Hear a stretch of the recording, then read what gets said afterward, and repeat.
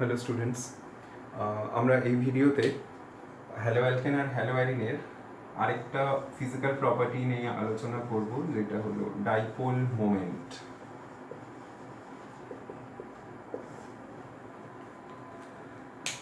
Dipole moment যাকে express করা হয় মিউ দিয়ে,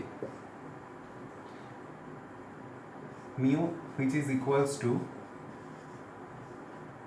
E into D। E হচ্ছে charge of a pole আর D হচ্ছে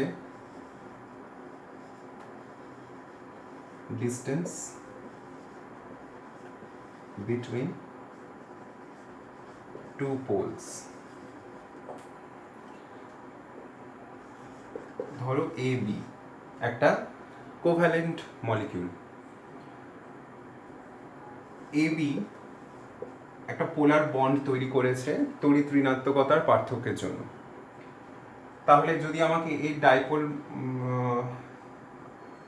ডাইপোল মোমেন্ট বলা হয়, তাহলে কি বি বেশি তড়িৎ ঋণাত্মক হওয়ার জন্য এই কোভ্যালেন্ট বন্ডের ইলেকট্রন ডেনসিটিকে নিজের দিকে টেনে নিচ্ছে, সেটাকে আমরা এরকম ভেক্টর সাইন দিয়ে প্রকাশ করি।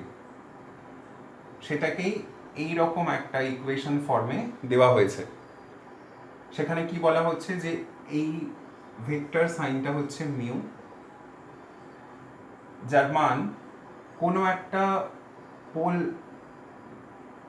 কোনো একটা মেরু, তার উপরে যে চার্জ আছে পজিটিভ বা নেগেটিভ যাই চার্জ থাকুক, সেটা ইলেকট্রনিক চার্জের সাথে সমান হবে।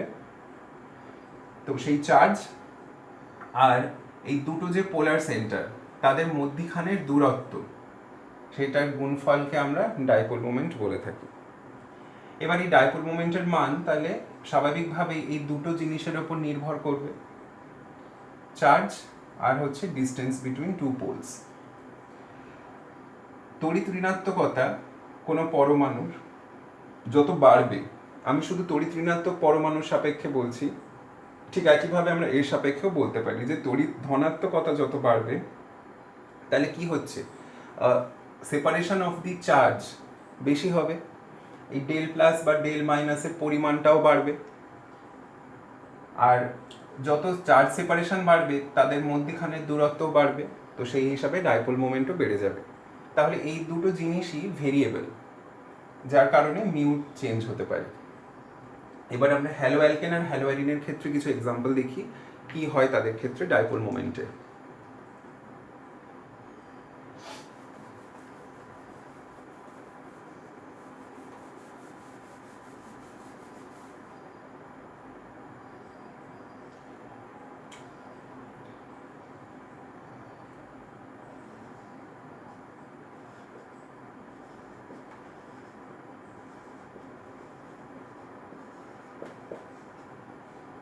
আমরা দুটো পয়েন্ট শিখলাম, কি চার্জ আর একটা হচ্ছে ডিস্টেন্স বিটুইন টু পোলস।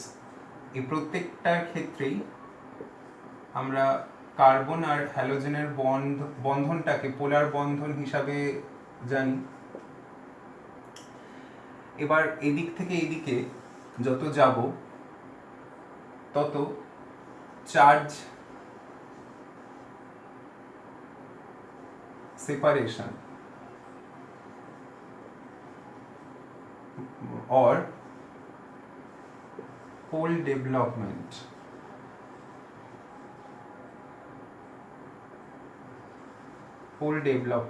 কি হবে, কমে যাবে। কেন?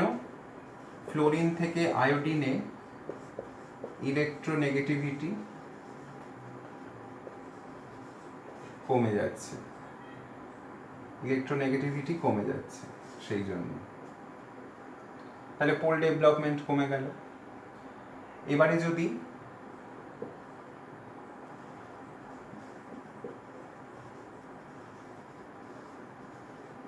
ডিস্টেন্স বিটুইন টু পোলস বলি, তাহলে এখানে একটা ব্যাপার আছে। দেখো, এইগুলো তো আমরা খালি চোখে দেখে বুঝতে পারি না যে কোনটার ক্ষেত্রে কি হবে না হবে। আমরা শুধু ওপরে ওপরে যে পয়েন্টগুলো আমরা এতদিন শিখে এসেছি, যেমন মনে করো তড়িৎ ঋণাত্মকতার সাপেক্ষে যদি বলি, তাহলে কি বলতে পারি, ফ্লোরিন এর মধ্যে সব থেকে বেশি তড়িৎ ঋণাত্মক, ইলেকট্রন ক্লাউড বেশি উইথড্র করে নেবে, তাহলে চার্জ সেপারেশন মানে বেশি ইলেকট্রন যদি ফ্লোরিনের দিকে সরে যায়, তাহলে কার্বন আর ফ্লোরিনের মধ্যে বন্ড ডিস্টেন্স বেড়ে যাবে, এটাই আমরা বলবো। তারপর এদিকে যত যাবে চার্জ সেপারেশন অত ভালো হবে না, কারণ তড়িৎ ঋণাত্মকতা কমছে, তাই বন্ধন দৈর্ঘ্যটাও আর বাড়বে না, বা দুটো পোলের মধ্যে ডিস্টেন্সও বাড়বে না। তাহলে সেই হিসাবে যদি ইকুয়েশনে আমরা মানগুলো বসাই, তাহলে আর এফ এর ক্ষেত্রে ডাইপোল মোমেন্ট বেশি আসার কথা, কিন্তু এক্সপেরিমেন্টালি পাওয়া গেছে যে অ্যালকিল ক্লোরাইড এইটাই সব থেকে বেশি ডাইপোল মোমেন্ট শো করে। তারপর অবশ্য আর এফ আছে, আর তারপরে আর বি আর লাস্টে হচ্ছে আর আই। তাহলে এর সপক্ষে আমরা কি যুক্তি দিতে পারি? দেখো, এইটার ক্ষেত্রে চার্জ সেপারেশন যদিও বেশি হয়, কিন্তু কার্বন আর হ্যালোজেনের, কার্বন আর ফ্লোরিন, এটা যদি কার্বন আর ফ্লোরিন হয়, চার্জ সেপারেশন হয়ে গেল, হয়ে কার্বন ডেল প্লাস আর ফ্লোরিন ডেল মাইনাস হলো, কিন্তু এদের দুজনের মধ্যে এই ডিস্টেন্সটা ছোট আকার হওয়ার জন্য, কার্বন এবং ফ্লোরিনের আকার ছোট হওয়ার জন্য ডিস্টেন্স খুব একটা বেশি হয় না। সেই জায়গায় যদি কার্বন আর ক্লোরিনকে দেখা হয়, চার্জ সেপারেশন হয়তো ফ্লোরিনের মতো অত বেশি হচ্ছে না, কিন্তু ডিস্টেন্স এতটা বেশি হচ্ছে যে এর চার্জ সেপারেশনের এফেক্টটাকেও এ ওভারকাম করে যাচ্ছে। কথাটা বোঝার চেষ্টা করো। এর ক্ষেত্রে ই ইন্টু ডি সিএফ বন্ডের জন্য বলছি, আর এর ক্ষেত্রে সিসিএল বন্ডের mu equals to e into D.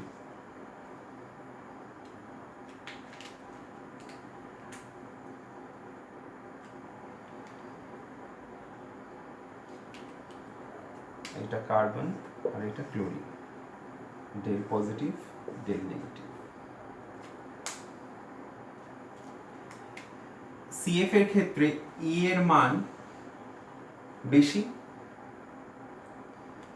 R CCl এর ক্ষেত্রে ডি এর মান বেশি। এবারে এই ডি এর মান এতটাই বেশি হচ্ছে যে এর টোটাল ভ্যালুটাকে ওভারকাম করে যাচ্ছে। ওভারকাম করে যাওয়ার জন্য ই এর মান কম হওয়া সত্ত্বেও এই সিসিএল বন্ধনের ডাইপোল মোমেন্ট এই সিএফ বন্ধন অপেক্ষা বেড়ে যাচ্ছে। এরপরে তুমি যখন আর বিআর বা আর আই এ মুভ করবে, তখন তাদের ক্ষেত্রে কি চার্জ সেপারেশনও বেশি হচ্ছে না। এবার চার্জ সেপারেশনের মানটা বেশি তো হচ্ছে না, এবার ডিস্টেন্সের ভ্যালুটা বেশি হলেও এই চার্জ সেপারেশন এত কম হচ্ছে যে সেটা আর এদের দুজনকে কাউকেই ওভারকাম করতে পারছে না।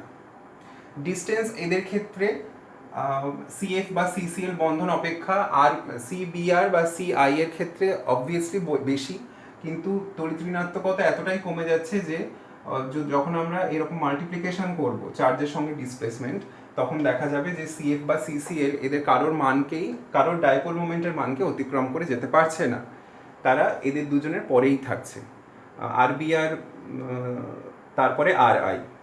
কিন্তু এদের দুজনের মধ্যে জিনিসটা পুরো ঘুরে গেল, এইখানে প্রথমে হয়ে যাবে আর সিএল আর সেকেন্ডে চলে যাবে আর এফ।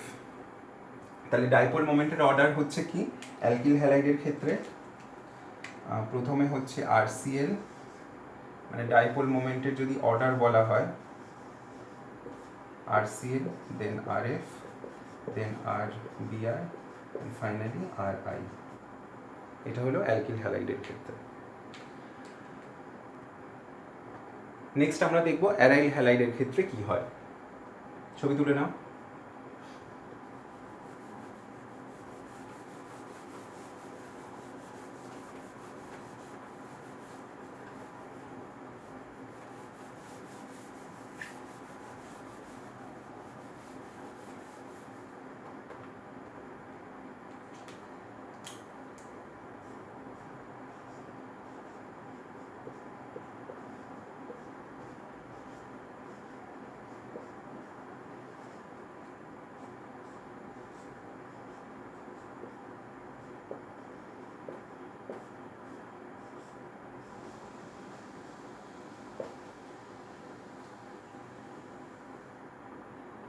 এর আগের ভিডিওতেই আমি বলেছি যে অ্যারাইল হ্যালাইডের ক্ষেত্রে আমরা দু রকম মোমেন্ট দেখতে পাই because of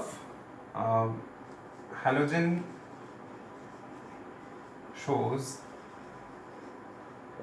minus I plus R when attached with aromatic ring or any conjugated system. তো ফ্লুরিন, ক্লোরিন, ব্রোমিন, আয়োডিন এরা প্রত্যেকেই লোন পেয়ার নিয়ে বসে আছে। তো আমরা আর লোন পেয়ারগুলো এই বেনজিন বলয়ের সঙ্গে কনজুগেটেড ফর্মে আছে, তাই আমরা এদের ক্ষেত্রে একটা রেজোনেন্স এফেক্ট ভাবতে পারি। কিন্তু রেজোনেন্স এফেক্টের মাত্রা ফ্লুরিন থেকে আয়োডিনে অনেকাংশে কমে যায়। তার কারণ সিএফ বন্ধন, সিসিএল বন্ধন, সিবিআর বন্ধন, সিআই বন্ধনের মান ক্রমাগত বাড়তে থাকে।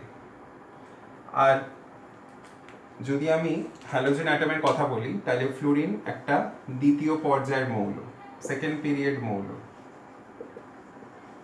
ক্লোরিন থার্ড পিরিয়ড মৌল, ব্রোমিন হচ্ছে ফোর্থ পিরিয়ড মৌল, আর আয়োডিন যেখানে ফিফথ পিরিয়ড মৌল। তারা যার সাথে যুক্ত রয়েছে কার্বন, কার্বন হচ্ছে একটা সেকেন্ড পিরিয়ড মৌল। তাহলে একটা কথা ভেবে দেখো যে কার্বনের সঙ্গে ফ্লুরিন যারা দুজন একই পিরিয়ডে বিলং করে তাদের মধ্যে এই পাই বন্ধনের যে ইন্টারঅ্যাকশন বা পাই বন্ধন তৈরি রেজোনেন্স এফেক্টের মাধ্যমে সেটা খুব দৃঢ় হবে। তাহলে এর ক্ষেত্রে রেজোনেন্স এফেক্টের মান, রেজোনেন্স হওয়ার প্রবণতাটা বেশি হবে। ক্লোরিন, ব্রোমিন বা আয়োডিনের দিকে যত যাচ্ছে কার্বনের সঙ্গে এদের কি সাইজের মিসম্যাচিং হচ্ছে, মিসম্যাচিং হয়ে গেলে এই রেজোনেন্সের ক্রমটা বা রেজোনেন্সের প্রবণতা কমতে থাকছে। কিন্তু তড়িৎ ঋণাত্মকতার একটা এফেক্ট থেকেই যায়, যদিও সেটা আয়োডিন অবধি কমে যাচ্ছে কিন্তু তাও ওই এফেক্টটা থেকে যায়, কারণ ওখানে কোনো রেজোনেন্সের দরকার হয় না, শুধু বন্ধনের মাধ্যমে electron cloud towards halogen move করে বা টুয়ার্ডস হ্যালোজেন শিফট করে। তো এইখানে দুটো এফেক্ট কাজ করছে আমরা যেটা দেখলাম। একটা, যদি আমরা এই রেজোনেন্সের কথা ভাবি তাহলে সেই মোমেন্টটাকে মনে করো মিউ আর, এটা because of resonance, mu R due to resonance. আর একটা যেটা বেনজিন বলয়েড থেকে ইন্ডাকটিভ এফেক্টের জন্য হ্যালোজেনের দিকে যায় সেইটাকে আমি বলছি mu i due to electronegativity of halogen.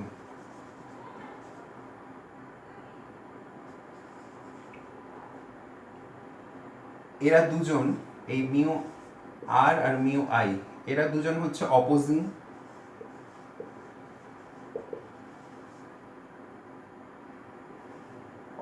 Effect.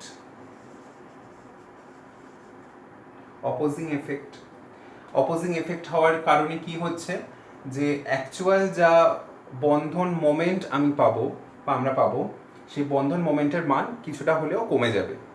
কারণ ধরুন এটা হচ্ছে মিউ আর এর ডিরেকশন, তাহলে এইটা হবে কার, মিউ আই এর ডিরেকশন। তাহলে নেট যেটা মিউ থাকবে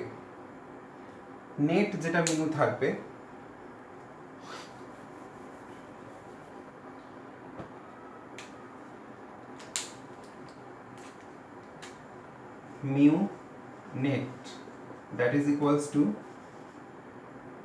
mu r minus mu I। আমরা এখানে মড ভ্যালু নিচ্ছি কারণ কোন মানটা বেশি হবে কোন ক্ষেত্রে আমরা তো সেটা জানি না, ওই জন্য আমরা এখানে মড ভ্যালুটা নিয়েছি, শুধু ম্যাগনিটিউডটা নেব। তো এটা mu R minus mu I. Alkyl হ্যালাইডের সঙ্গে এবারে তুলনা করো। অ্যালকিল হ্যালাইডের ক্ষেত্রে আমি কি বলেছিলাম, শুধুমাত্র ইন্ডাকটিভ এফেক্ট কাজ করে, তাই জন্য সেখানে শুধুমাত্র মিউ আই থাকবে। আর এর ক্ষেত্রে মিউ আই মিউ আর এই দুটোকে নালিফাই বা অপোজিং এফেক্টের জন্য আমরা এভাবে মাইনাস করে একটা নেট রেজাল্ট পাবো। তাহলে অবভিয়াসলি মিউ নেট বা এই অ্যারাইল হ্যালাইডের ক্ষেত্রে যা ডাইপোল মোমেন্ট আসবে সেটা অবভিয়াসলি অ্যালকিল হ্যালাইডের থেকে কম হবে। ওই জন্যই ওখানে বলা হয়েছিল যে অ্যালকিল হ্যালাইডস আর মোর পোলার দেন অ্যারাইল হ্যালাইড। তো এরকমভাবে আমরা দেখতে পাই। কিন্তু এবার কি হচ্ছে, এদের চারজনের মধ্যে ডাইপোল মোমেন্ট কার বেশি ওটাই আমাদের দেখার বিষয় ছিল। তো এইখানে দেখো মিউ আর মিউ আই দুটো এফেক্টই খুব ভালোভাবে কাজ করে। এইখানে যত এদিকে যাচ্ছি তত মিউ আর এর মানটা কিন্তু কমে যাচ্ছে। মিউ আর এর মান কমে গেলে শুধু তাহলে কি হচ্ছে, মিউ আইটাই প্রিডমিনেটিং ফ্যাক্টর হিসাবে থাকবে। তাই ফ্লুরাইড থেকে আয়োডাইড পর্যন্ত ডাইপোল মোমেন্ট কিন্তু এখানে বেশি হবে। ফ্লুরাইডের ক্ষেত্রে ডাইপোল মোমেন্ট যা হবে ক্লোরাইডের আরেকটু বেশি হবে, ব্রোমাইডের ক্ষেত্রে সামান্য বেশি, আয়োডাইডের ক্ষেত্রে আরেকটু বেশি। তাই গ্র্যাজুয়ালি যদি ডাইপোল মোমেন্টের অর্ডার বলা হয় তাহলে এই রকম, ঠিক আছে অর্ডারটা।